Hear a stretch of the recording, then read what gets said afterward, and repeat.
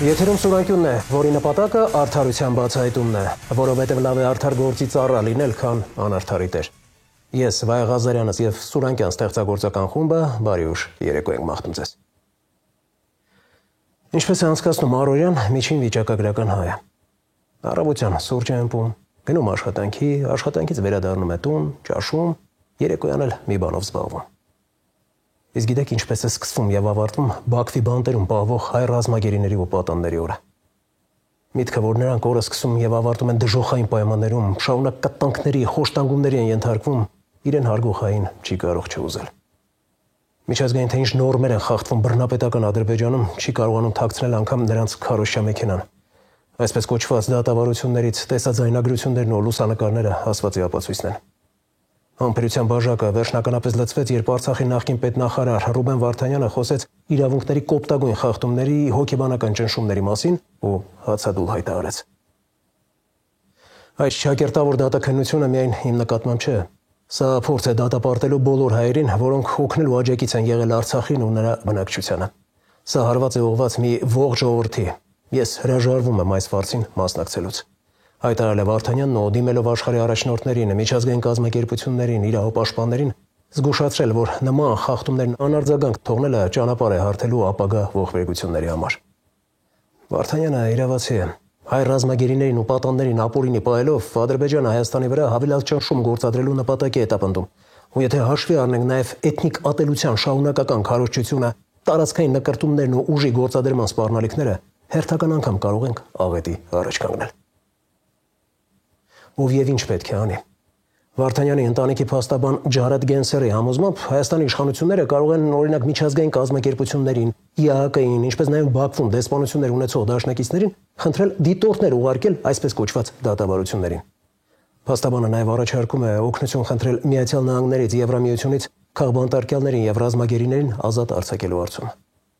Արդյոք իշխանությունները ականջալուր կլինեն, դժվար է ասել։ Բայց փաստ է, որ հասարակական ճնշման ներքո պաշտոնական Երևանը վերջապես հայտարարեց, թե Բաքվում հայ ռազմագերիների ու պատանների նկատմամբ իրականացվում է ֆիզիկական, հոգեբանական արգելված ներգործություն։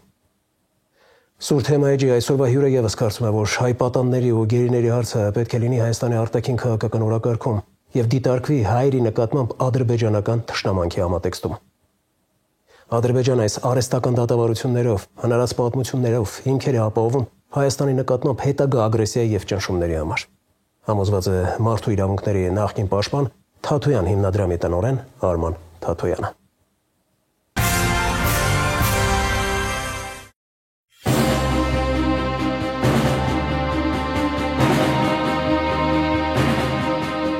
Ադրբեջանի պաշտոնակցին ես դիմել եմ իմ պաշտոնավարումը սկսելու առաջին իսկ պահից։ Մեկ այլ ադրբեջանցի падգամավոր մասնավոր զրույցի ժամանակ ասաց մենք ձեր գերիներին երբեք էլ հետ չենք տալու։ Փորձ է արվելու նրանցից կորզել այնպիսի ցուցմունքներ, որոնք վնաս են տալու ոչ միայն իրենց, այլ նաև Հայաստանի Հանրապետության ընդհանուր առմամբ վերցրած։ Մեր տեսակցությունները ունեն շարունակական բնույթ։ Ադրբեջանը ունի մերժողական քաղաքականություն։ Սրանք քաղաքական ֆարս է եւ կոնկրետ մեկ անձի Իլհամ Ալիևի վրեժխնդրության հետևանքն է։ Հայաստանի Հանրապետության համար ամոթ է, քանի մեր հայրենակիցները գտնվում են Ադրբեջանի բանտում։ Լոկալ լինելու արցախցիներ եւ հայեր բոլորի հետ միասին մենք ամեն ինչ ախտարելու ենք։ Ինչ նպատակ է հետապնդում Ադրբեջանը հայազգի ռազմագերիների, պատանների բեմականացված դատաքննություններ կազմակերպելով։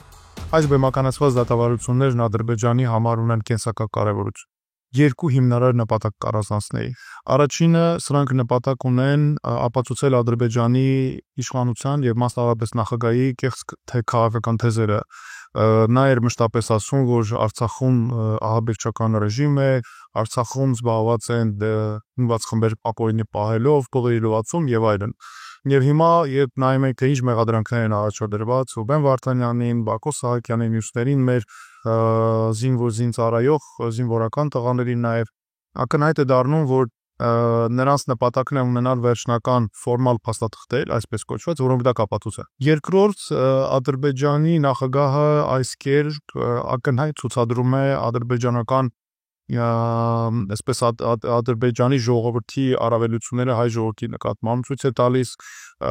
ակնհայտ նաև հայ ժողովրդի ազգային արժանապատվությունը ոտնահարելու հատուկ նպատակ է հետապնդում ցույց տալու համար այդ որևէ մեկը որ կփորձի մեր դեմ պայքար տանել հայտնվելու այս վիճակում եւ բոլորը սրան է կարժան մոտավորապես այսպես դրա համար է այդ ցուցադրականությունը 23 հայերի նկատմամբ դատավարությունների տեսագրություններն ու լուսանկարները վկայում են նրանց նկատմամբ ներգործության հոշտանգումների մասին ինչպես եւ որտեղ կարող են օգտագործվել այս փաստերը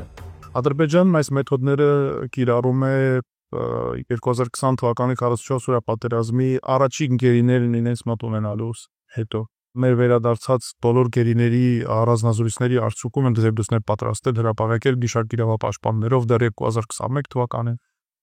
մի քանի զեկույց 22 թվականին հաղորդումներ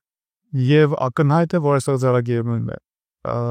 առասարակ միջազգային կառույցները խոշտանգումների կանխարգելման ոլորտի հստակ արձանագրում է որ խոշտանգումները ադրբեջանական բանտերում էնդեմիկ բնույթ ունեն այսինքն լայն տարածում ունեն թե ել չեմ ասում պատկերացրեք հայերի նկատմամբ իջեր կատարել ինչ են ով ինչ ուզում ասի ակնհայտ է որ հիմա նրանք բոլորի ենթարկվում են խոշտանգում դիտեք պարտադիր չէ ամենօրյա ռեժիմով ֆիզիկական ուժեղ ցավ պատճառելով խոշտանգում անել նրանք կարող են նվաստացումներով կարող են անել աշնաբադությունը տարբեր ձևով ոտնահարելով հոգեկան տառապանքներ պատճառելով եւ այլն այդ ամենի վերջո խոշտանգման ձևեր է Միջազգային իրավունքի եւ Ադրբեջանի դատավարական իրավունքի նորմերի կոպտագույն խախտումների մասին փաստեր ներկայացնելով Ռուբեն Վարդանյանը հայտարարել է որ հրաժարվում է դատաքննություն կոչվող ֆարսին մասնակցելուց եւ ի նշան բողոքի փետրվարի 18-ից հացադուլ է հայտարարել Վարդանյանի գործողությունները կարող են իրավիճակ փոխել Պատկերացրեք ինչ աստիճան վիճակի որ Ռուբեն Վարդանյանն է հայտարարել նաեւ հացադուլ նկատի ունենալով այդ բեմականացված դատավարությունները պատկերացնում եմ նաև ադրբեջանական ճնշումները նրա նկատմամբ առասարակ հացադուլը մարդու իրավունք է համարում եւ իրավունք չունեն պետությունները պատժողական քաղաքականության դիտանկյունից նայել այլ պետք է անմիջապես բժշկական մոտեցումներ ցուցաբերել հոգեբանական աջակցություն տրամադրել մարդուն բժշկական եւ այլն ես համոզված եմ այդ նման որևէ բան չի ապահովում ինչը ավելի է վտանգում մարդու կյանքը կոնկրետ դեպքում Ռուբեն Վարդանյանի կյանքը եւ մենք ինքներս ենք լուսանկարներից չտեսում ինչպես են ապահովել եւ նաեւ ակնհայտ խոշտանգման հատկանիշներ կամ հետքեր կան հացադուլը ինքնին այսպես ասած ձեռնտու չէ ադրբեջանական իշխանությանը որովհետեւ դա լրացուցիչ ուշադրություն է հրավիրում եւ ի վերջո Աստված միարացե վտանգում է մարդու կյանքը իսկ Ադրբեջանը Ռուբեն Վարդանյանի մասնակցությունը դեռ այսպես ասենք Ադրբեջանին իր տեսանկյունից կարծում պետք է որտեղ նրանք դեռ ես նարատիվներ են պետք է ապացուցեն քաղաքական հետեւաբար նրանք ճշելու համար ամեն ինչ անել է Ադրբեջանը նաև Հայաստանի դեմ է հիմա ագրեսիայի հիմքեր հավաքում ես ի սկզբանե նաև այս սա կապված է նրա հիմնարար նպատակների հետ որ տեսեք մենք երբ նայում ենք ինչ ցուցմունքներ են կորզում ինչպես են ցույց տալիս թե ինչ ցուցմունքներ են տալիս ակնհայտ է որ Հայաստանի վրա այսպես ասած հիմքեր են հավաքում եւ դրանով Ադրբեջանը փորձում է ֆորմալ դիտել ստացել տեսեք իբր թե ինչպես է ներկայացնում ամեն ինչ որ պատերազմի ընթացքում դրանից հետո գործողությունները ուղղված են եղել ադրբեջանական հասարակության դեմ Ադրբեջանի պետության դեմ զանգվածային բնույթն են ցույց տալիս եւ այլն եւ ցույց են տալիս այստեղ Հայաստանի այսպես կոչված օկուպացիոն դերը եւ անմիջականորեն Հայաստանի ներգրավվածությունը Բաքվի բանտերում ապօրինաբար պահվող հայ ռազմագերիների եւ պատանների ազատ արձակման ուղղությամբ ինչ քայլեր պետք է ձեռնարկեն Հայաստանի իշխանությունը, ազգային ժողովում ներկայացված ընդդիմադիր ուժերը, հասարակական կազմակերպությունները։ Հիմա այն փուլն է, որ ամբողջությամբ կարելի ասել փակուղային է դարձել իրավական հարթությունում հարցեր բարձրացնելը։ Տեսեք, որտեղ որ դիմումներ ներկայացնում են իրավապաշտպանները, չէ, որքան շատ են զբաղվում այս հարցերով։ Ամեն մեկս մեր իրավասության սահմանները, հնարավորության սահմանները, մեր կոչեր, դիմումներ չգիտեմ, պահանջներ եւ այլն արդյունավետություն ունի, իհարկե չունի, բայց սա ինչու չունի արդյունավետություն, որովհետեւ քաղաքական աջակցություն չկա։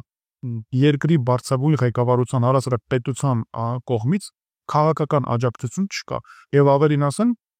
շատ ակնհայտ են եղել այն կան դեպքեր եւ իմ պրակտիկայում են ես գիտեմ, էլի քան նաեւ երբ իրավապաշտպաններ, իրավաբաններ միջազգային բարձրացնում են հարցեր, բայց կառավարությունից ընդհանրապես որևէ աջակցություն չկա, որովհետեւ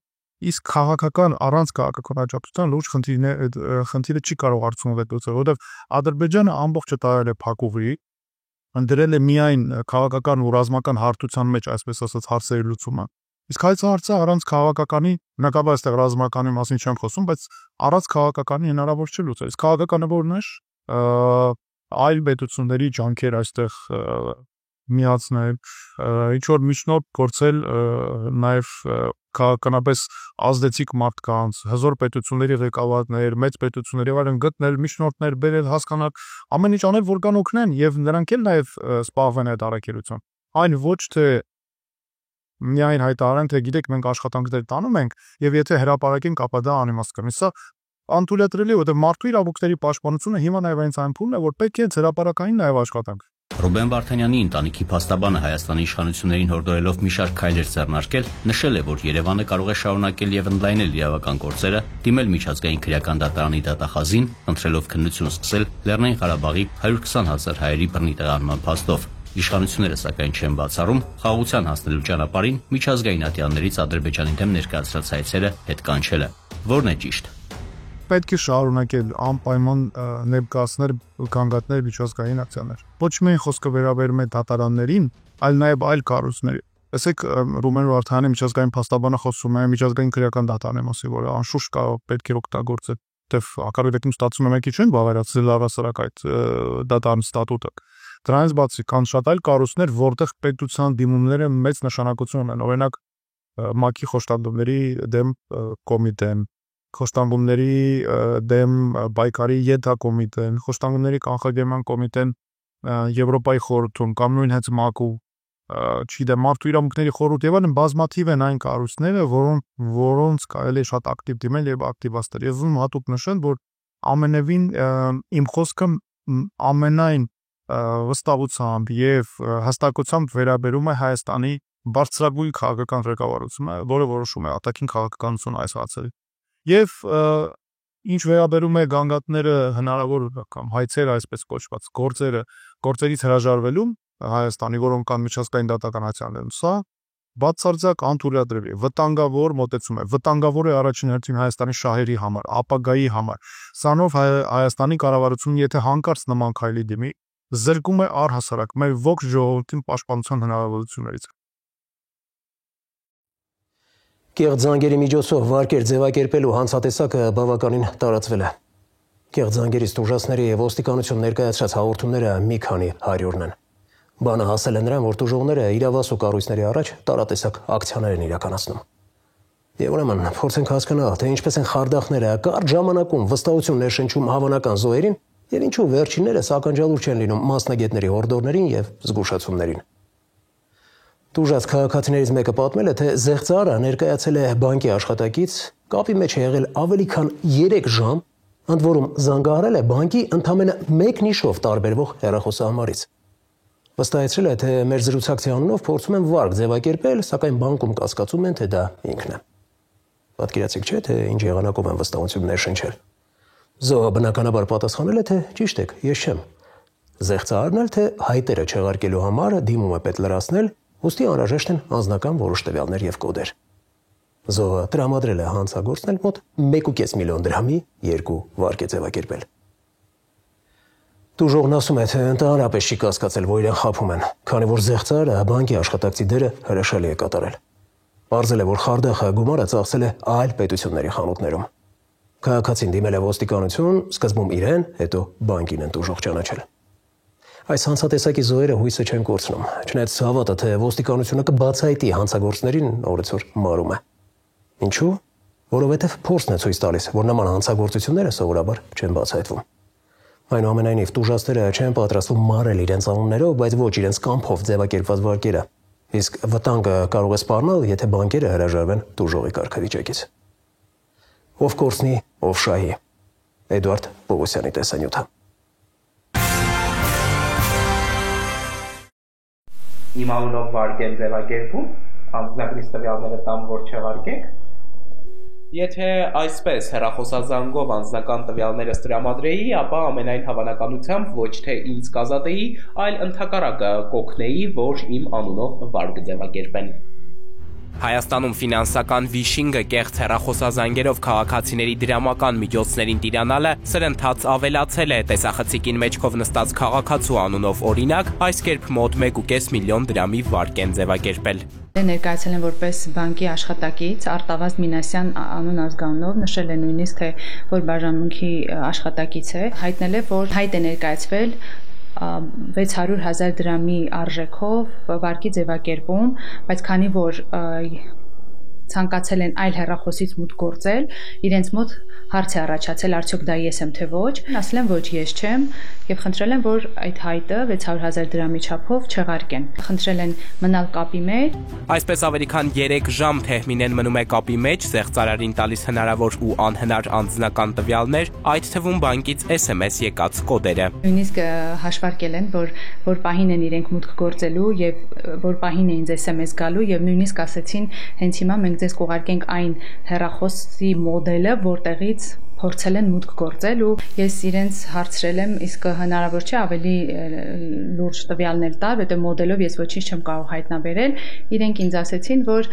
15 օրվա ժամկետում կմոտենաք մեր բանկի իրավաբանները ձեզ խորհրդատվություն կտան։ Խոսելու ընթացքում հանցագործի հետ համագործակցող մեկ այլ անձը հասանելիություն է ունենում on-line banking-ին, որպեսզի տուժողը գլխի չընկնի, չտեսնի, որ իր on-line banking-ով որևէ գործարք է իրականացնում, հանցագործներից մեկը շեղում է քաղաքացուն, մյուսը իր գործողությունը կատարում։ Երկար խոսելով զոհի ուշադրությունը շեղելուց բացի կեղծարարները նաև հոգեբանական տեռոր են իրականացնում, նշում է տուժածը, ու այս ամենը սկսում է զանգող հեռախոսահամարից։ Վերջինս բանկի համարին շատ նման է լինում, Թեհմինեի դեպքում ընդամենը 1 թիվ է ուրիշ եղել։ Խոսել է շատ գրական հայերենով, խոսել է ինչպես բանկի աշխատակից, իր մոտ ընդհանրապես ոչ մի հարց չի առաջացել իր ով լինելու կապակցությամբ։ Սուրյանկյանը հաջողվել է ձեռք բերել ձայնագրություն, որտեղ լսվում է, թե ինչպես են զեղծարարներն աշխատում։ Հանցագործի զանգը իր ենթադրյալ զոհի հեռախոսը մեքենայաբար էր ձայնագրել, անծանոթ համար էր։ Այս պայմաններում մենք կարգավորումներ կոչակի վրա։ Կարգավորումներ բաժնում առաջին հերթին անհրաժեշտ է փոփոխել ձեր գաղտնաբարը, որպեսզի նոր սարքերից մուտքերի փորձեր չլինեն, որից հետո արդեն անհրաժեշտ ուղղությունները կտանք չեղարկման գործընթացը կատարելու համար։ Այս զանգն էլ մոտ 36 րոպե տևողություն է ունեցել, հասցեատերն այն ընդհատել է միայն այն ժամանակ, երբ նկատել է նամակներից մեկի նշումը բանկային քարտի մասին։ 6 անգամյա կոդ ուղարկվեց, բայց ոչ ինձ, այլ իմ հարազատներից մեկի հեռախոսահամարին։ Այդ հետո էլի ոնց որ անալիզ ես անում, հասկանում ես թե ինչի էր դա պետք, որ ամբողջ բովանդակությունը տեքստից չնկատես դու, ուղղակի ուզես քո բարեկամից, քո հարազատից մենակ կոդը 6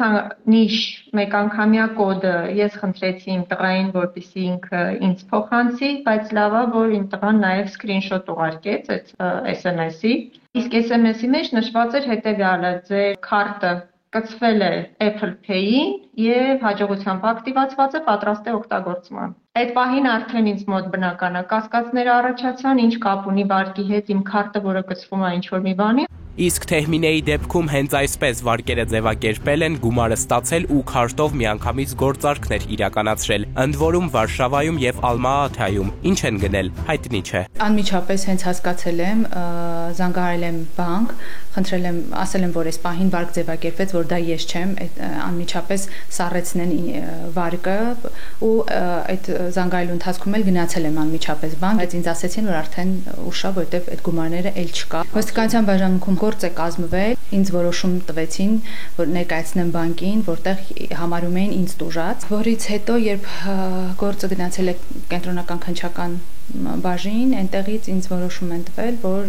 հայտնում են, որ բանկին են համարում տուժած։ Բանկից տուժածին դեռ չեն արձագանքել, սակայն Թեհմինեն տեղեկացել է, որ բողոքարկման դեպքում այնուամենայնիվ տուժող ինքն է մնալու, պատասխանատվության բեռը դեռ ուսերին։ Բանկը կարող է տուժող համարվել, երբ բանկային համակարգը հանցագործները կոտրեն, հա, այսպես ասած, եւ հենց այդ կոտրելու միջոցով նրանք կարողանան վատնել մեր քաղաքացիների ֆինանսական միջոցները, բայց երբ որ մեր քաղաքացին իր կամոք է իր on-line banking հավելվածի կոդը տալիս, տրամադրում, այստեղ ասել, որ բանկն է տուժող, մի քիչ ճիշտ չի, որովհետև քաղաքացին միշտ զգուշացվում է, որ Օրինակ, ձեր բանկային քարտի տվյալները մի մուտքագրեք ամեն պատահած վայրում։ Այս պարագայում վարկային պատմության սևացումը չարյաց փոքրագույնն է, որ կարող է լինել, բայց կիբերհանցագործությունների դեմ պայքարի վարչության պետը տեղեկացնում է, որ նման դեպքերում ֆինանսական կազմակերպությունները հիմնականում ընդառաջում են հանցագործության զոհ դարձածներին, մինչև նախաձեռնված վարույթը արդյունքներ տա։ Տուժածները սակայն նշում են, միշտ չէ, որ ինչ-որ մեկի մեծ սրտի վրա հույս կարելի է դնել։ Քննարկման ենթակա է այդ հարցը, որովհետև բոլոր շահագրգիռ տեղեկատվությունները պետք է իրենց տեսակետները արտահայտեն, թե օրինակ բանկերները պետք է իրենց տեսակետը արտահայտեն, թե օրինակ եթե համաձայն են, որպեսզի ժամանակավոր սառեցվի բանկայինը, կարող են արդյոք այդ քայլին գնալ։ Այստեղ մենք պետք է աշխատենք, որ ինչպես գործընկերս ասեց, որ նոր ռիսկ չստեղծենք, որտեղ հակառակ ռիսկն էլ կա, վարկը ձևակերպեն եւ էլի գայթակղություն տեսնեմ, հեշտ ճանապարհի, ասեմ, գիտեք ինչ կա, դե ես չեմ արել։ Ինչպես on-line վարկը մի քանի միլիոնի շեմը հատեց տուժածներին, այս հարցն էլ է անհանգստացնում։ Եղել է, երբ ես դիմել եմ բանկին, երբեք իրենք ինձ 5 միլիոն վարկ չեն տրամադրել, վաճառաբանելով, որ վարկային գիծը ծանրաբեռնված է եւ իմ աշխատավարձը չի բավարարում, որպեսզի ես այդքան գումար վերցնեմ։ On-line վարկավորում են արել 5 միլիոն դրամի, ես կարծում դա այստեղ կասկածելի է։ Այդ տեղեկատվությունը դեռ բավարար չի, որովհետեւ կախված է թե այդ նույն ֆինանսական կազմակերպությունն է, թե ոչ, երբ է դիմել, այդ դիմելու ժամանակահատվածի մեջտեղում ինչ փոփոխություններ են տեղի ունեցել։ Հիմա ամենակարևորի մասին, ինչպես են զեղծարարներն իմանում, ով որ բանկի հաճախորդ է, որ ճիշտ ներկայանան։ Թվային անվտանգության փորձագետներն այստեղ հիշեցնում են, թե ինչքան տվյալների արտահոսքեր են ունեցել մեր երկրում ու դեռ շարունակում ունենալ։ 2.5 միլիոն քաղաքացու տվյալների բազա է այս պահին պտտվում ինտերնետներում, անուն, ազգանուն, հասցե, անձնագրի սերիա, մի քանի այլ արտահոսքեր են եղել, այդ թվում կոմերցիոն, ընկերություններից, երբ որ 200,000, 100,000-անոց տվյալների բազաներ են հայտնվել եւ դրանցից մեկը գնել էինք 11,000 դրամով ընդամենը։ Հույս ունենք, բայց ոչ այնքան մեծ հավատ, թե ոստիկանությունը կկարողանա բացահայտել այս հանցագործությունները, ասում են տուժողները, հիմնավորում բերելով, թե մեր երկրում կիբերհանցագործությունների բացահայտումը հիմնականում այդպես էլ անարդյունք է մնում, ինչ որ մի օր էլ արխիվի գզրոց տեղափոխվում։ Տոտալ լռություն է տիրում եւ բանկերի կողմից եւ կենտրոնական բանկի կողմից եւ կառավարության կողմից յուրաքանչյուր կիբերհանցագործություն այլ հանցագործություններից ինչով է այպես տարբերվում, այն ունի մեծ լատենտայնություն, շատ հնարավոր է որ հանցագործությունները իրականացվում են արտերկրից, այսինքն բուն հանցագործները Հայաստանի Հանրապետությունում չեն գտնվում եւ որոշակի գործողություններ իրականացնելը ժամանակ է պահանջում, այսինքն օրինակ հանցագործը կարող է հանցագործության կատարման ժամանակ քողարկել իր հանցագործությունը կողարկել օգտագործելով պայմանական 5 տեխնիկական միջոց կամ ծրագրային միջոց եւ ապացողական բազան հավաքել, որը հնարավոր կլինի հետագայում անձին քրեական պատասխանատվության ենթարկելու համար, տևում է տևական ժամանակ։ Ի վերջո, այս խառնաշփոթի մեջ ինչպես չհայտնվել, մասնագետների պատասխանն ընդհանուր է, անձնական տվյալների նկատմամբ վերաբերմունքը փոխել, լրջացնել, այստեղ-այնտեղ չհանրայնացնել։ Ոչ մի ֆինանսական հաստատություն չի զանգահարի ու պահանջի օրինակ բանկային գաղտնաբար, քարտի PIN կոդ եւ քարտի տվյալներ եւ նման տվյալներ։ Իմ հորդորը կլինի, որ ուղղակի հեռախոսը անջատեն։ Ժամանակն է քննարկումներ վարել, գուցե արժի ինչ որ մի կերպ այդ գերարագ, մեկ կլիկով վարկավորման մեխանիզմները դանդաղեցնելու։ Համակարգային ցանկացած լուծում իր մեջ կարա շատ ռիսկային կետեր առաջացնի, այդ թվում նորից զեղծարությունների ռիսկ առաջացնի։ Ստացվում է, միևնույն է, ամեն ինչ սկսվում եւ ավարտվում է քաղաքացու դրսեւորումների հանգուցակետում, նաեւ թվային գրագիտության, առաջին ու վերջին հույսդ դու ես, հպարտ քաղաքացի, պատվիրան համար 11, անձնական տվյալները գումարներիդ նման ապահով տեղում պահիր։ Էդուարդ Պողոսյան, Զոհրաբ Քարամյան, Վահան Գուլոյան, Սուրանկյուն։ Խեղված ճակատագրեր էջի նախորդ տեսանյութում պատմել էինք Էջմիածնում բնակվող Խայվազյանների ընտանիքի սոցիալական ծանր վիճակի մասին։ Նշել ենք, որ ընտանիքի հայրը Նարեկը, չնայած երիտասարդ տարիքին, սրտի կաթված է ստացել ու դարձել անաշխատունակ։ Մինչդեռ նախքան հիվանդանալը օր ու գիշեր աշխատել է, որպեսզի քիչ թե շատ կարողանա հոգալ 6 երեխաների ու կնոջ ապրուստը։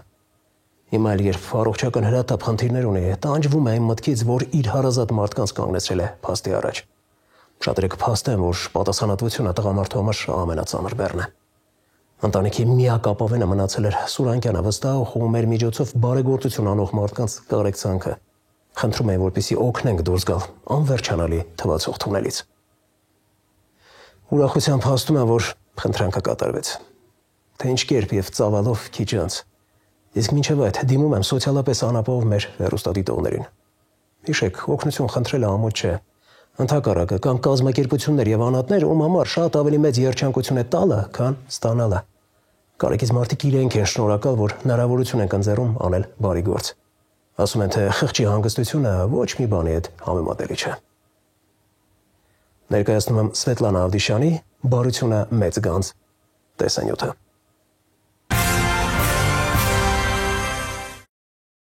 Երբևէ չէր պատկերացնի, որ իր երեխան սոված ու աղերսող հայացքով կնայի իր աչքերի մեջ ու անուշեղեն կխնդրի, որի գումարն այլևս չի ունենա։ 6 երեխաների մայր Կարինեն իր կյանքի ամենաբարդ շրջանում դիմեց մեզ։ Ներկապահին ընտանիքը կանգնած է դրսում հայտնվելու վտանգի առաջ։ Կարինեի ամուսինը, որ առողջական խնդրի պատճառով դարձել է անաշխատունակ, այլևս ի վիճակի չէ հոգալ ընտանիքի կարիքները։ Ու թեև նախկինում Նարեկի արժանապատվությունը թույլ չէր տալիս որևէ մեկից որևիցե բան խնդրել, սակայն այսօր ճարահատ ու ընկճված խոստովանում է, որ կյանքի մարտահրավերների առաջ մենակ է մնացել։ Անճարությունից ու հուսահատությունից տղամարդը պարզապես խելագարվում է։ Այն վաղ աշխատում է ոչ մի բան նեղություն չի ունեն, մեզ աշխատում է կարմի համարց տայի համ երեխեքիս սպայի,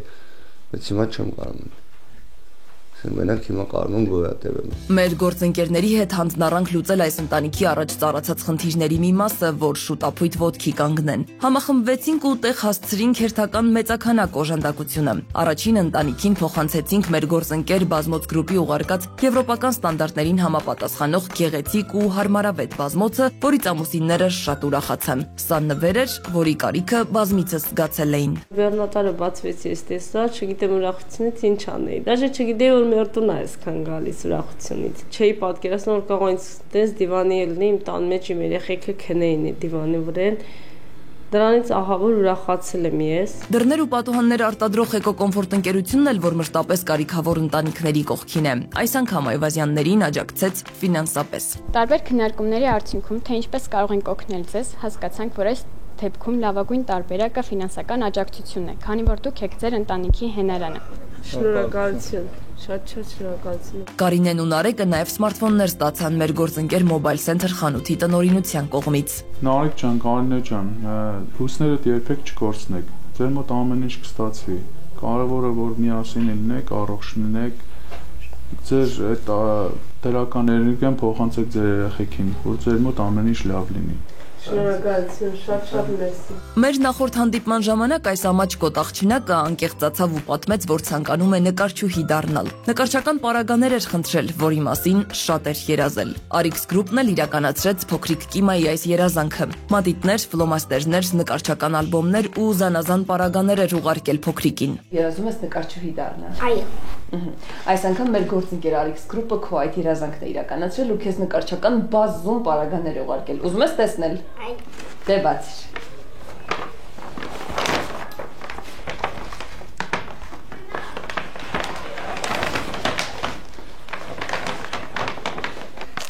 Ես գիտեք շատ եմ ուզում սրանից ունենալ։ Ինչու՞։ Որտեղ ես սրանից չեմ ունեցել կյանքում։ Խանութ մտնում էինք, ինձ ասում էր մամա կառնես գումար չունեի, ճիշտ ասած որ առնեի։ Դրաններ տալի ասում էր իրանք ինձ ասել որ ամեն ինչ վերելուն են ձեր համար։ Դու կատարել եք իմ երազանքը, այո ես ինչ ուզեմ նկարել։ Արգավանդեյեմն էլ տեղեկանալով Կիմայի նկարչական տաղանդի ու ձգտման մասին ապահովեց նրա առանձին անկյունը։ Գրասեղան ու աթոռ նվիրեց, որ փոքրիկն ունենա ստեղծագործելու համար անհրաժեշտ ազատ ու հարմարավետ միջավայր։ Տանտիրուհուն մեծ ուրախություն պարգևեց նաև Էջմիածնի PC Electronics խանութների ցանցի նվիրած փոշեկուլը։ Նվերից անակնկալի եկած Կարինեն հուզվեց ու շտապեց տեղեկացնել, որ երբևէ չէր էլ կարող իրեն նման ճոխ գնում թույլ տալ։ Բազմազավակ մայրիկի հոգսը հիմա գոնե փոքրինչ կթեթևանա։ Այս ինչ լավ է գործներս թեթևացավ, մշտացավ։ Հետո դժվարությունից փորձանալ։ Ապրեն բարի մարդիկ շատ ապրեն։ 4 երեխաների հետ շատ դժվար է ամեն րոպե ավելանելը։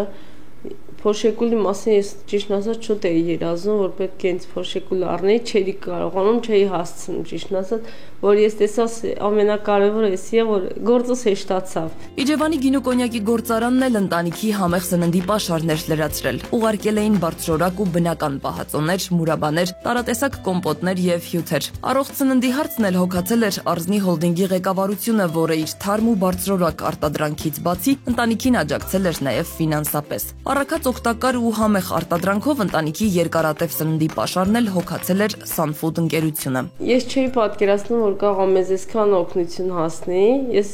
շատ քանակությամբ քիչ էի պատկերացնում։ Հիմա գիտեմ, որ ահագին ամեն ինչ կա, մինչև իմ դզվել է երեխեքս էլի ամեն ինչ կուտեն ինչով։ Ես աշխատեմ, էլի հունի մեջ գնամ աշխատեմ։ Երեխաների սիրելի Big Life ապրանքանիշի մրգային տարբեր համերի դիետիկ յոգուրտներն էլ էինք տարել ընտանիքին։ Փոքրիկները շտապեցին համտեսել դրանք։ Չէինք մոռացել նաև մանուկներին ժպիտ եւ երջանկություն պարգևող քաղցրավենիքի մասին։ Այստեղ էլ մեզ օգնության հասավ Տավուշ Սվիտ ընկերությունը։ Անուշեղենի մնացած պաշարն էլ լրացրեց Ռուսկի բիսկվիտ ընկերությունը, որ ահռելի քանակությամբ քաղցրավենիք էր ուղարկել երեխաներին։ Ես շատ ուրախ եմ, որ դուք մեզ քաղցրավենիք եք բերել, քույրիկիս ապես հետ կկիսվեմ։ Ուրախացել եմ, որ երեխեքիս արդեն սնունդ կա, երեխեքս դուրս չմնան, շատ շնորհակալություն։ Made in 11 on-line դեղատան տնօրինությունն էլ Այվազյաններին անհրաժեշտ դեղորայք եւ հիգիենայի պարագաներ էր ուղարկել։ Իսկ ահա Էկոֆորմ ընկերությունն իր որակյալ ու բազմազան տեսականուց մաքրող միջոցներից ու տնտեսական ապրանքներից զատ ընտանիքին նաեւ ֆինանսապես էր աջակցել։ Ինտելեկտի ու հաճելի ժամանցի մեկտեղումն էլ ապահովել էր Edit Print ընկերությունը, տարատեսակ գրքեր ու տետրեր ուղարկելով փոքրիկներին։ Ընտանիքը դրամական օգնություն ստացավ նաև ֆրանսաբնակ Արսենից, Բելգիայում ապրող Արայիկից, Դավիթից, Անտոշկա մանկապարտեզից, ցանցերի աշխարհ ընկերությունից եւ Երևան City սուպերմարկետների ցանցից։ Լավ մարդիկ կան այս կյանքում, որ ինձ կարացեն օգնել, որ իմ երեխեքը դուրս չմնան։ Սպորտի շատ շնորհակալ եմ։ Մի քանի ամսվա վարձը կտա, իսկ գումարով մինչև հունի մեջ կընկնեմ, ամուսինս երևի արդեն կկարա ձեռ հետ աշխատի։ Ես էլ ինչ որ կար երեխաներին պարտեզ կտեղավորեմ, ես էլ կաշխատեմ։ Այս ահռելի աշխատանքը իրականացնել կարողացանք մեր բարեխիղճ գործընկեր Լեգարա ընկերության շնորհիվ, որ մշտապես Սուրանկյուն հաղորդաշարի կողքին է։ Մեր գործընկերների հետ արեցինք հնարավորն ու անհնարը, որ այս ընտանիքում լացն ու դժբախտությունը փոխարինվի ծիծաղով ու երջանկությամբ։ Բարերարները, որ անտարբեր չանցան նաև Այվազյանների պատմության կողքով, ոչ միայն եկան, ապրումակցեցին նրանց, այլև դրամական ահռելի օգնություն փոխանցեցին, որը կբավականացնի մի քանի ամսվա տանբարձի գումարը մարելու համար։ Այվազյանները մինչև վերջին պահն էլ չէին հավատում իրենց նոր իրականությանը, որը հետայսու լինելու է առանց խեղված ճակատագրերի։ Սվետլանա Ավդիշյան, Վահան Գուլոյան, Սուրանկյուն։ Թողարկման երկրորդ հատվածում կներկայացնենք։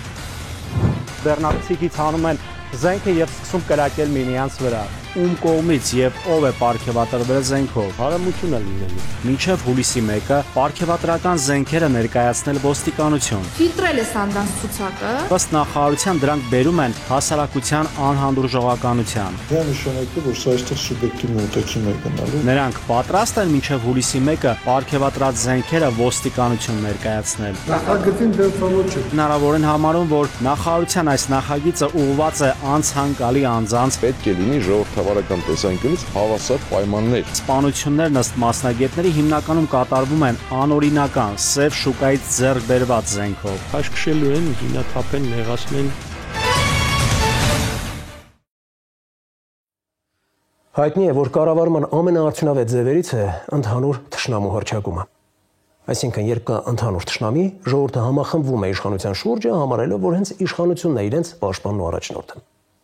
Բայց հարյուտես, որ արտաքին լրջագույն վտանգների առաջ կանգնած Հայաստանի իշխանությունը թշնամի է հռչակում ոչ թե արտաքին, այլ ներքին ուժերին։ Թեև ինչ կա զարմանալու։ Եթե արտաքին թշնամու դեպքում պետք է հատուկ ուշադրություն դարձնել արտաքին քաղաքականությանը, իսկ դրա համար հմուտ դիվանագետներ են պետք, բարձրացնել բանակի դերը, իսկ դա հակասության մեջ է մտնում իշխանության խաղաղության մասին քարոզների հետ, ազգային ինքնությունն ու ինքնաճանաչողությունը հասնել որակապես այլ մակարդակի, դա էլ հակասում է գլոբալիզմի եւ կոսմոպոլիտիզմի նրանց քարոզներին, շատ ավելի ձեռնատու է ներքին թշնամի հռչակելը, ով չի կրակում քեզ վրա, չունի բանակ ու դիվանագիտական լծակներ։ Ասել է, թե հանրությանը համոզելը, որ իրենց նախկին առաջնորդները դավաճան են, ավելի հեշտ է եւ ձեռնտու, քան օտարերկրյա ագրեսորի դեմ պայքարելը։ Նման մռայլ խոհեր առաջացան, երբ ուսումնասիրում էին ներքին գործերի նախարարության ներկայացրած զենքի շրջանառության կարգավորման մասին օրենքում փոփոխությունների նախագիծը, որի հիմնական նպատակը պարգևատրված զենքը հաշվառելն է։ Միամիտ պետք է լինել չհասկանալով, որ այն ուղղված է կոնկրետ խավի դեմ։ Բացատրեմ։ Նախարարությունը փոփոխության անհրաժեշտությունը պայմանավորում է հանցավորության օրեցօր աճող ցուցանիշերը նվազեցնելու մտադրությամբ։ Այնինչ հանցավորության դեմ պայքարի շրջանակում նվեր զենքերի հաշվառումը նույնն է, ինչ գլխացավը բուժել ոտքը կտրելով։ Չէ՞ որ պարգևատրված զենք ստանում են ոչ թե հանցագործները, այլ զինվորականները, պետական ծառայողները։ Բացի այդ, վիճակագրությունը փաստում է, որ պարգևատրված զենքով հանցագործությունները հազվադեպ են, որովհետև հանցագործը զենքը ձեռք է բերում ոչ թե օրինական ճանապարհով, այլ սև շուկայից։ Իսկ ինչ է ուսանում միջազգային փորձը։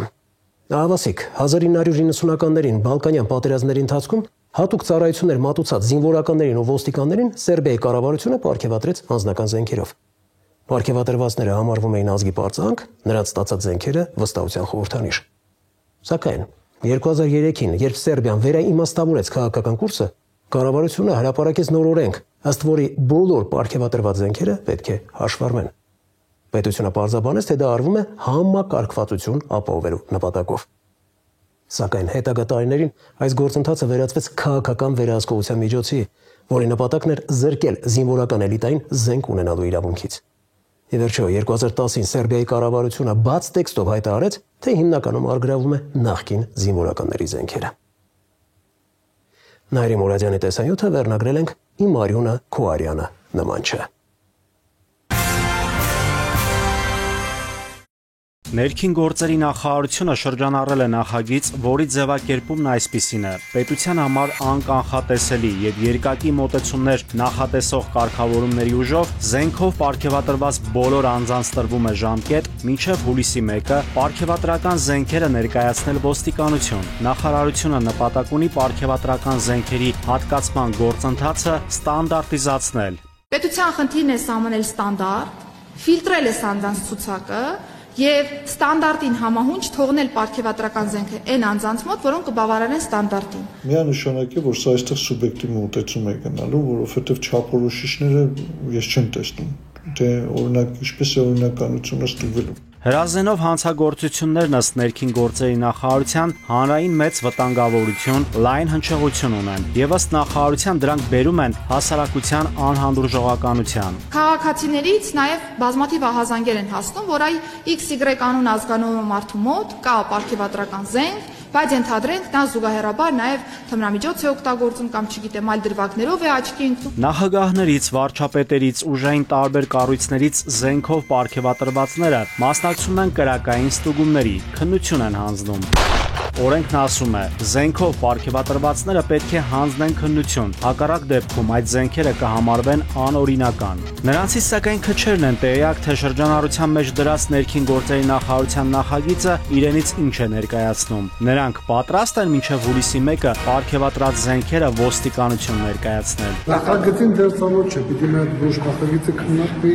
այլ որոշել ում կարելի է մոթոլիթում ինչ են թույլատրում։ Փորձագետները իրավաբանական համայնքը վստահ չէ, որ ներքին գործերի նախարարության այդ որոշումը կարող է կարգ ու կանոն մտցնել զենքի շրջանառության ոլորտում։ Փորձագետները հնարավոր են համարում, որ նախարարության այս նախագիծը ուղղված է անցանկալի անձանց ընդդիմադիր ճամբարներում գտնվողների դեմ, որքանով է օրինական ընդդիմադիր մի ճամբարից հավաքել զենքերը, իսկ մյուս իշխանական ճամբարից ոչ։ Ներկա պարագայում գործող իշխանությունները ունի որոշակի մտավախություններ եւ ինչու՞ չէ նաեւ կարող է նախագծի հենց նպատակը դա է այս պահին որոշակի անձանց ձեռքին զենքեր հավաքելը։ Ինչևէ ինչ ընթացակարգել սահմանվում է պետք է լինի ժողովրդավարական տեսանկյունից հավասար պայմաններ, որովհետև ես նորից եմ կրկնում, եթե ձեր ձեռքին կա զենք, իսկ իմ ձեռքին չկա, մենք հավասար պայմաններում չենք, երբ որ իրար հետ զրուցում ենք։ Մի քանի սցենար կա։ Մեկը, որ հավաքեն բոլորից մենակ 20 տարի ու մայոր ու բարձրներին թողեն ունենան, մյուսը հավաքեն իրանց բարի կամքով հետ տան, որտեվ այնպես չի, որ խորհրդարանում կամ մյուս կառույցներում ատրճանակ ստացած լիքը մարդիկ չկան էլի։ Ու այդտեղ էլ առանձին խտրականություններ կարա լինի, օրինակ ընդդիմադիրներին տենց հետո վերադարձնեն,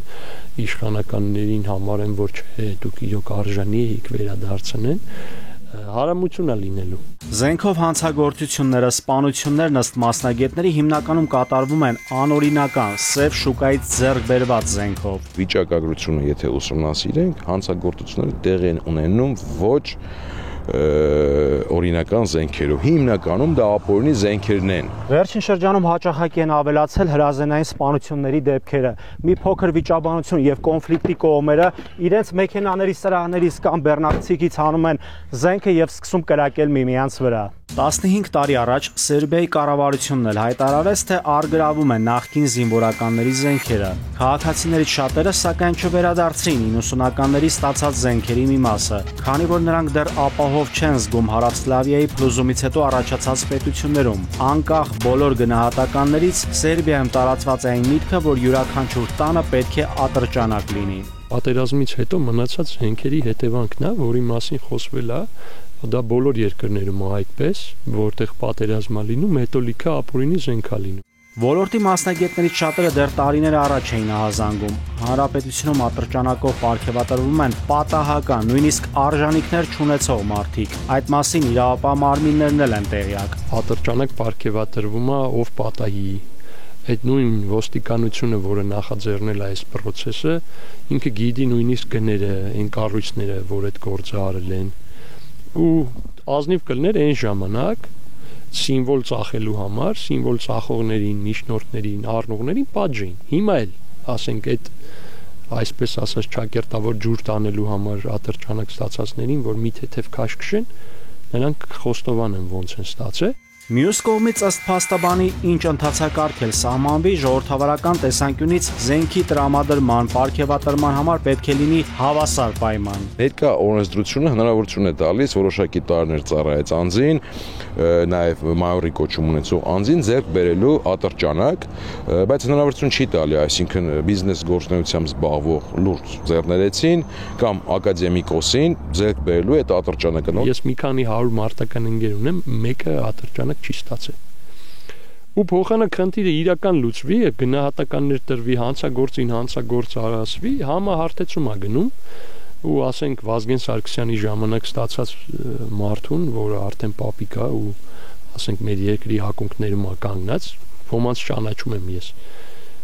Քաշքշելու են, զինաթափեն, նեղացնեն։ Ոլորտի կարգավորման ճիշտ տարբերակներից մեկն էլ այն է, որ զենքի կրման համար հանձնվող քննությունները, բժշկական հետազոտությունները լինեն ոչ թե ֆիկտիվ, այլ իրական։ Փորձագետ Նարեկ Ներսյանը խնդրի լուծման տարբերակ է առաջարկում։ Բոլոր նրանք, ովքեր զենք են գնում կամ պարգևատրվում, նրանց տվյալները թվայնացվեն։ Քննական կարգը թվայնանա, այսինքն տեսնեն ներքին գործերի նախարարությունում ինչպես է տվել, առողջական վիճակի իրական ստուգում լինի, ոչ թե ձևական, որ պրակտիկայում չկա։ Իսկ ում են զենքով ընդհանրապես պարգևատրում մեր երկրում եւ երբ իրավունք ունի զենքով պարգևատրվածը կիրառել այն։ Ինքը քո կյանքին արդեն վտանգ է սպառնում, դա ծայրահեղ անհրաժեշտություն է եւ դու պետք է կիրառես։ Բայց կոնկրետ դեպքերը, թե դա սահմանների անցում է, օրինակ մարդը եթե զենքը հանեցիր, որպեսզի ինքնապաշտպանության դիմես, ենթադրենք մեջքով դարձավ ու սկսեց փախչել։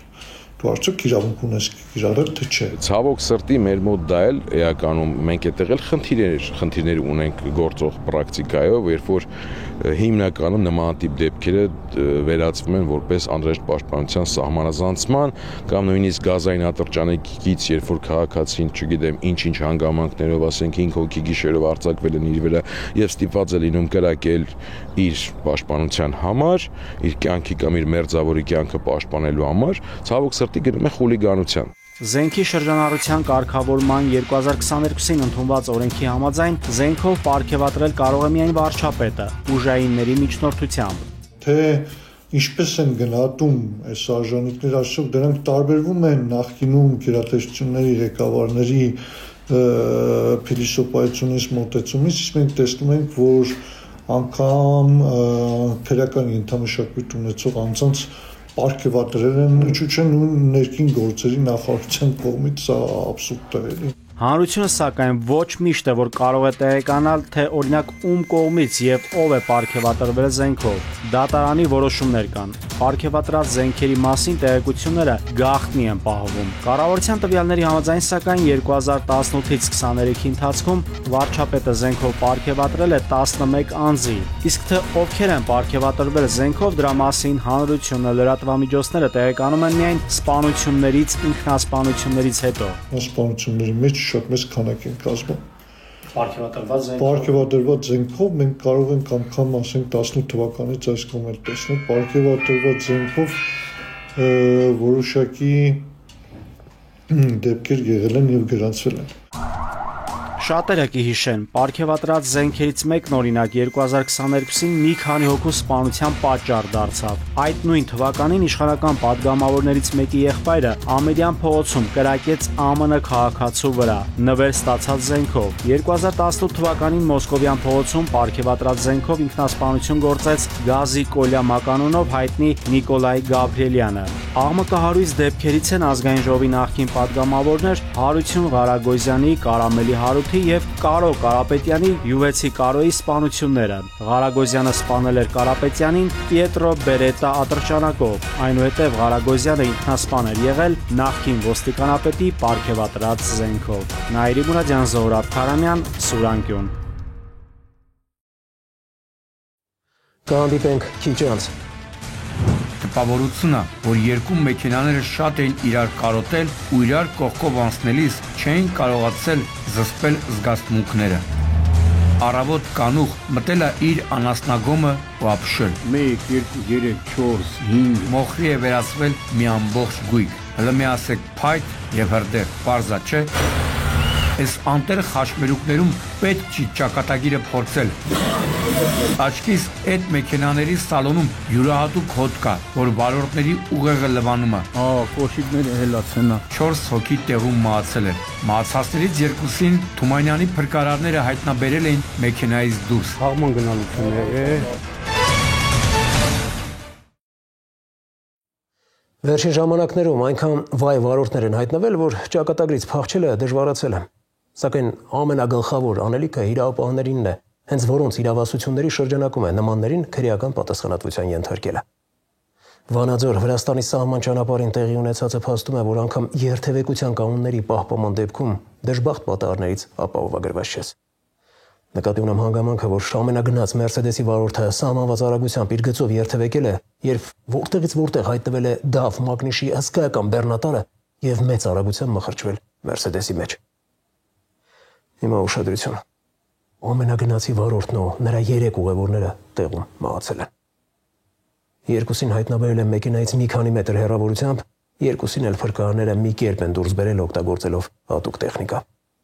Ինչպես հետո պետք է պարզվեր, բեռնատարը վարել է Վրաստանի քաղաքացի եւ կան կասկածներ, որ ալկոհոլ է օգտագործել։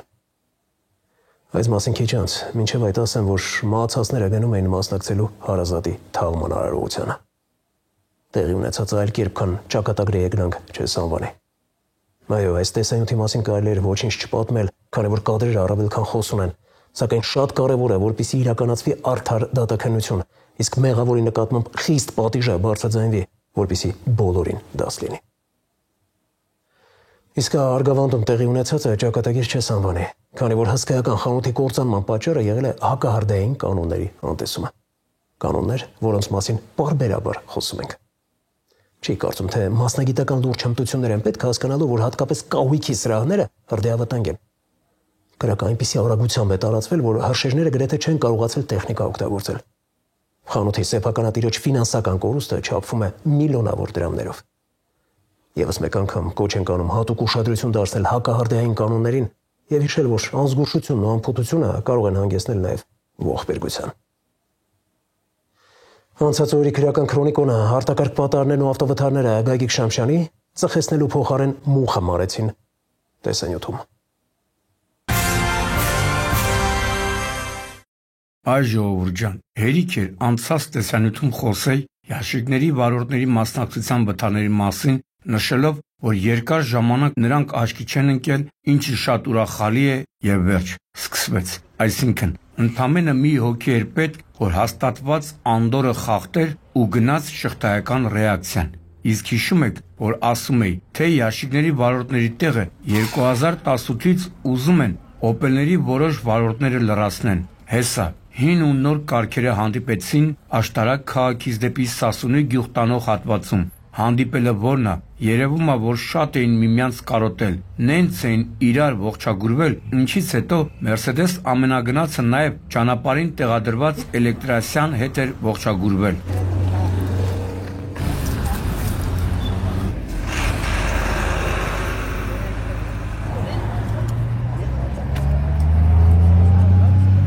Ինչպես տեսնում եք, Opel Zafira-ի էլ, Yashikin էլ առջևի հատվածներն էին լավ վնասված, ու այդ հանգամանքը թույլ չէր տալիս հավաքվածներին եզրահանգում անել։ Միայն մի հոգի ասեց, թե տպավորությունն է, որ երկու մեքենաները շատ էին իրար կարոտել ու իրար կողքով անցնելիս չէին կարողացել զսպել զգացմունքները ու փորձել են ողջագուրվել։ Եթե այս միտքը քաղաքագիտական հարթությունում տեղավորենք, չի համապատասխանի իրականությանը, բայց վթարի մասով ճիշտ կլինի, որ իրավասու կառույցները վերդիկտ կայացնեն։ Նենց չի, որ կատարվածի պատճառը չէր հետաքրքրում, բայց առավել հուզում էր կատարվածի հետևանքները։ Ուրա հասե դետալները։ Ընտանիք են, հա։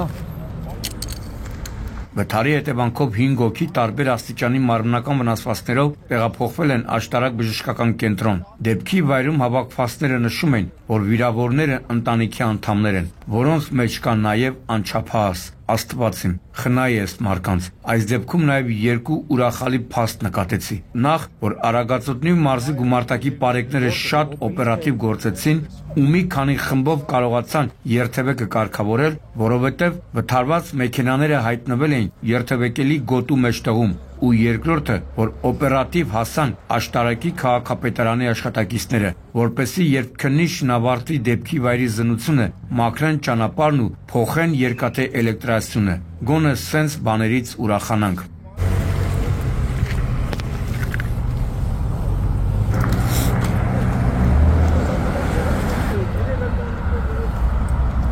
Ադե հեսա էլի կասեք, Շամշանը սազն առավ ու էլի անցավ գուսանական երգերին։ Հա, ժողովուրդ ջան, էլի եմ ասում, կարկուտը ծեծած տեղն ա ծեծում։ Խնդրում եմ, մեզ հայրիկին նայեք, չարքաշ աշխատանքով, հալալ քրտինքով ապրող մարդ, ոչ պետությունից ա գողացել, ոչ պետությունն ա ուրիշներին ծախել, ոչ էլ հյուսիս-հարավ ճանապարհից փողեր ա կերել, ոչխար ա պահել, որպեսզի կարողանան տիկնոջ հետ յոլա գնան, ձեռքի հետ էլ երեխեքին օգնեն։ Արմավիրի մարզում բնակվող 68-ամյա Աշոտն է, որը առավոտ կանուխ մտել է Էջմիածին խոշորացված համայնքի վարչական տարածքում Մարգարայի խճուղու մոտ գտնվող իր անասնագոմը ու ապշել։ 2 տասնյակից ավելի գառների մեծ մասը սատկացել, մի մասն էլ վիրավոր։ Դուք վստահ եք, որ սա շան բան, հա, թե չէ գելով պարանոցն ա բռնում, չէ։ Արեք դու թարելա։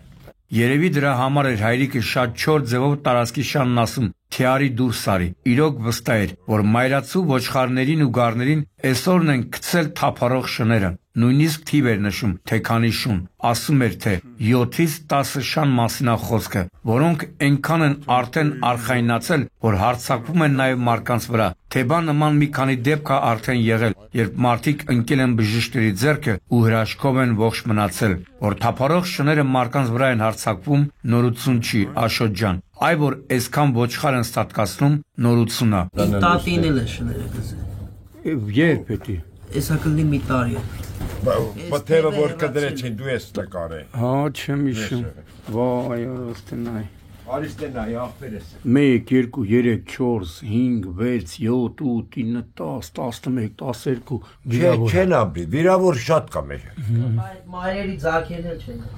Բալավ, ինչ անեն այս մարդիկ։ Ըստ Աշոտ պապիկի բազմաթիվ անգամներ դիմել են Էջմիածնի քաղաքապետարան ու այդ մասին գիտի նաև Տիկին քաղաքապետը, սակայն այնտեղից պատասխանում են, թե շների գործը մեր գործը չի։ Բա հետաքրքիր է, ձեր գործի անունն ինչ է։ Պապիկը հուզված ասում էր, թե չի ուզում, որ շներին սատկացնեն, բայց գոնե ստերջացնեն, որպեսի թիվը նվազի։ Պապիկ ջան, թե ասա ում ինչ ես ասում։ Հիմա էլ, եթե օգնություն ես ակնկալնում Էջմիածնի քաղաքապետից կամ Արմավիրի մարզպետից, ասեմ, որ զուր հույսեր շարքից է, վաղուց արդեն հայտնի ասուտն է գործում։ Եղուն գունես գլուխդ քորի։ Սոցիալապես անապով վարկերով էր վերցել եք։ Կինս էլ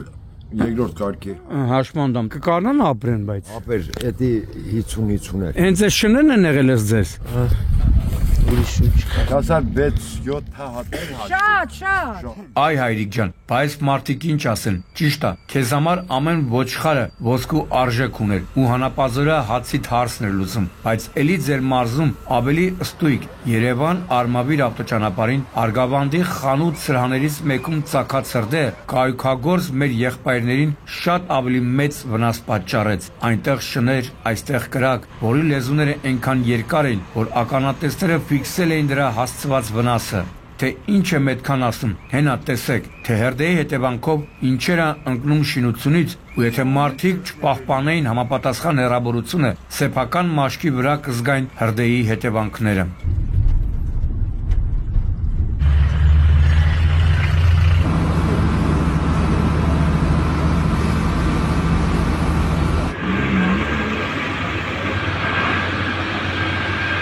Ինչպես տեսնում եք, հրդեհը բռնկվել է կահույքի խանութի երկրորդ հարկում, որտեղ մոխրի է վերածվել մի ամբողջ գույք։ Հլը մի ասեք փայտ եւ հրդեհ, պարզա չէ, թե ինչ տիեզերական արագություն կարող էր բացել հրդեհը, այդպես էլ եղել էր, բայց խանութի աշխատակիցների ու հրշեջների օպերատիվ աշխատանքի շնորհիվ կրակի տարածումը կանխվեց։ Չգիտեմ, թե քանի միլիոնի վնաս կրեցին խանութի տերերը, չնայած դա միայն իրենց համար է էական, մեր համար կարևոր է, որ մարդ չտուժեց։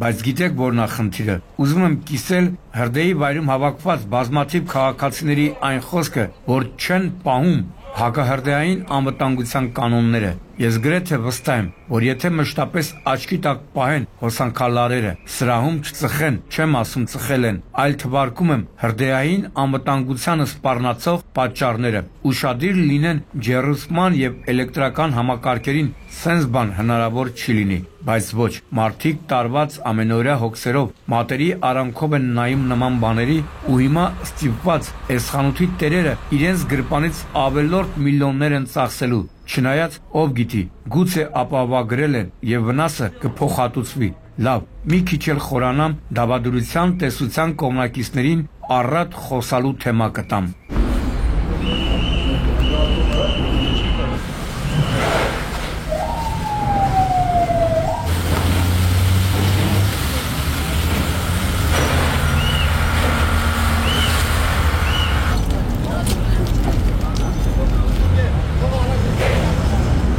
Էլի հրդեհ, բայց այս անգամ ոչ թե ասենք կահույքի խանութում, այլ վթարի։ Այն, ինչ տեղի էր ունենում երեկոյան 21-20-ի սահմաններում, մայրաքաղաքի Բագրատունյաց պողոտա եւ Չեխով փողոցի խաչմերուկում ականատեսները դեռ երկար կհիշեն, որովհետեւ տեսել են ոչ միայն Volvo-ի ու Opel-ի ուժգին բախումը, որից հետո վերջինը բախվել է նաեւ թերթի կրպակին, այլև անմիջապես Opel-ում ծակած հրդեհն ու օգնության կանչերը։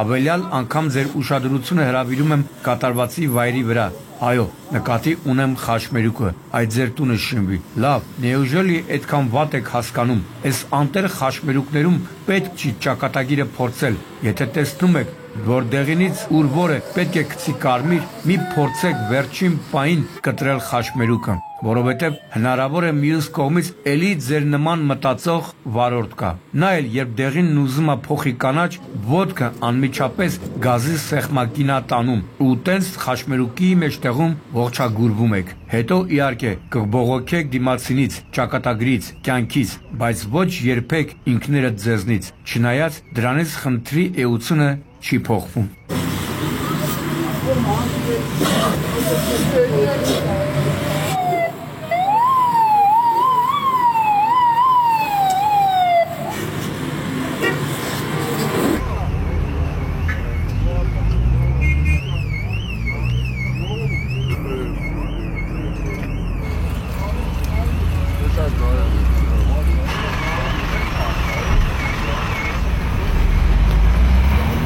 Կարիք չկա ասելու, արդեն տեսակ, որ Օպելից օտարն էր մնացել։ Մինչև կհասնեի դեպքի վայր, շտաբօգնության բժիշկերի հերթապահ խմբերը վիրավորներին, իսկ նրանք երկուսն էին։ Տեղում առաջին բուժօգնությունն են ցուցաբերել։ Նկարահանում է ու վերականգնում դեպի հրաշքները հավատս, որովհետև այս Օպելից, որում անմիջապես հրդեհ է ծագել, մարդկանց դուրս գալը հրաշքի պես բան է եղել, բայց որպեսի հույսներս հրաշքի վրա չդնենք, խելքը պետք է աշխատացնել ու անսալ մեր հորդորներին, մասնավորապես, որ խաշմերուկը պետք է կտրել ճիշտ ժամանակին։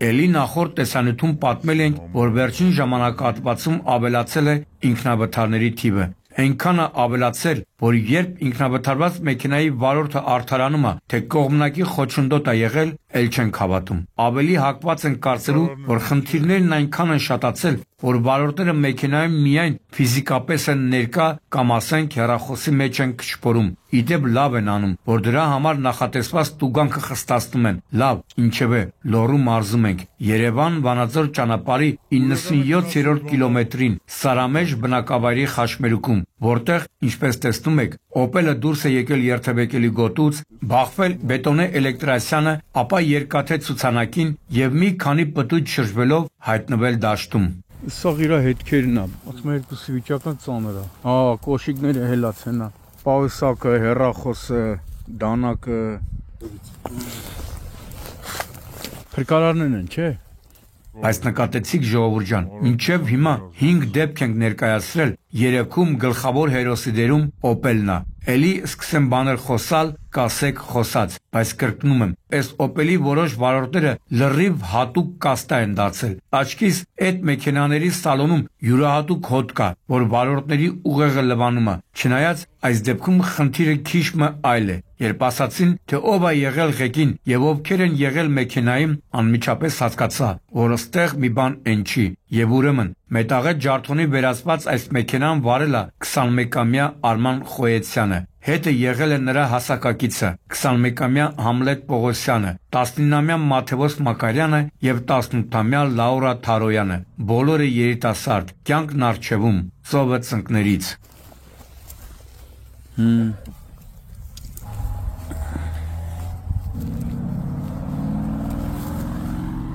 Պարեկներն ասացին, որ վարորդն ու երկու ուղևորներին շտաբօգնության բրիգադները տեղափոխել են Սպիտակ բժշկական կենտրոն, իսկ հա 21-ամյա Համլետ Պողոսյանը տեղում մահացել էր։ Այնտեղից տեղեկացանք, որ վիրավորներից մեկը դուրս է գրվել, իսկ երկուսը ռեանիմոբիլով տեղափոխվել են Երևանի տարբեր հիվանդանոցներ։ Օրեր անց վիրավորներից մեկը հիվանդանոցում մահացավ, այսինքն ինքնավթարի հետևանքով ունեցանք 2 զոհ։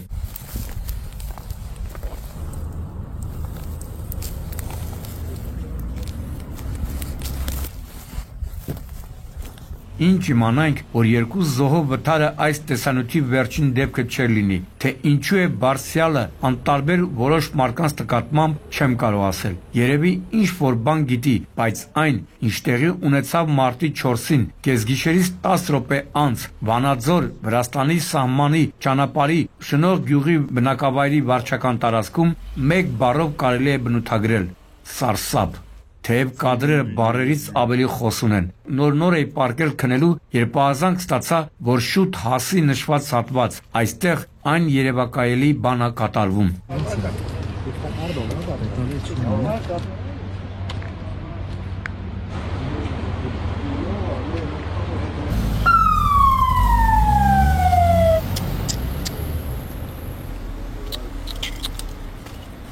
Այո, իրոք սարսափելի էր։ Ես մտածում էի, թե այս կապույտ գույնի մեքենան էլի Opel Zafira է, բայց պարզվում է իրական ամենագնացա Mercedes ML Magnish-ի։ Ինչ կարգի պետք է հարված լինի, որ այս հսկա դափի արջևի հատվածը մի լավ ճմրթվի։ Ընդ որում, դատելով մեքենաների վնասվածքներից խոսքը ճակատային բախման մասին է։ Տեղում պարզեցի, որ այս զռլամայի ղեկին եղել է վրացի վարորդ, ու դեպքի վայրում նշում են, որ կան կասկածներ, որ հնարավոր է նա խմած է, բայց որպեսզի միջպետական սկանդալ չսարքեմ, թող քննիչները ձեն հանեն։ Ինձ համար կարևորը ճակատային բախման դառը հետևանքներ։ Շուտ տեղ գնալուց են եղել Mercedes-ը,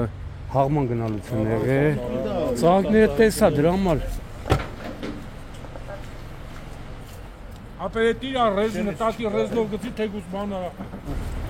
Աշի,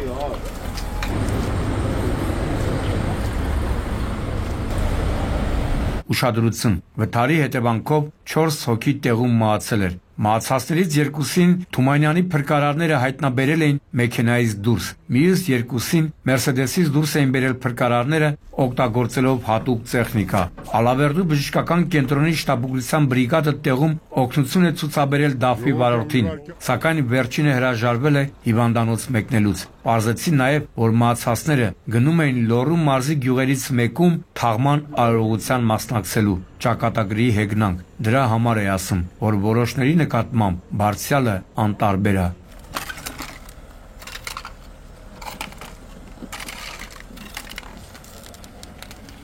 Գագիկ Շամշան, Սուրանկյուն։ Այսքանը գործով զորանանք եւ ֆարող չոքով ու լուսավոր մտքով առաջ շարժվենք։ Կհանդիպենք մարտի 16-ին ժամը 22-ին։ Աստված պահապան, հայացքին։